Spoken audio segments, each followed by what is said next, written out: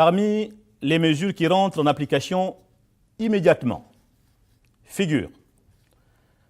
application d'une décote de 15% de traitement de l'ensemble des institutionnels et autres autorités administratives, décote de 10% sur les rémunérations des cabinets, décote de 5% sur les autres fonctions administratives, réduction des effectifs des cabinets du président de la République, du Premier ministre, des ministres et du secrétaire général du gouvernement.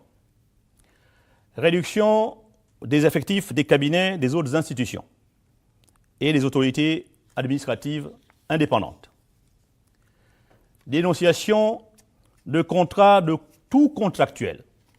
ayant plus de 60 ans, y compris tous les fonctionnaires maintenus en activité ayant plus de 60 ans.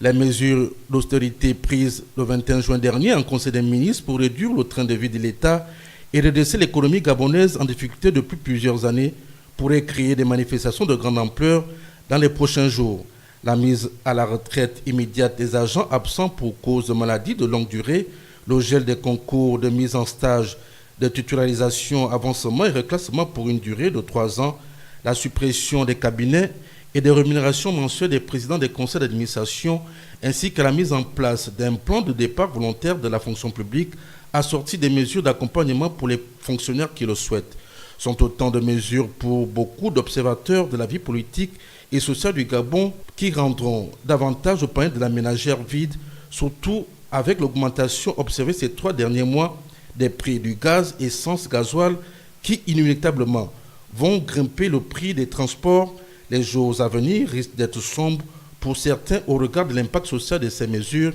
Avec un dialogue social inexistant, la concertation avec les partenaires sociaux avant toute prise de décision aurait été souhaitée pour éviter de mouvements de contestation qui rendraient la situation économique gabonaise plus difficile qu'elle ne l'est déjà.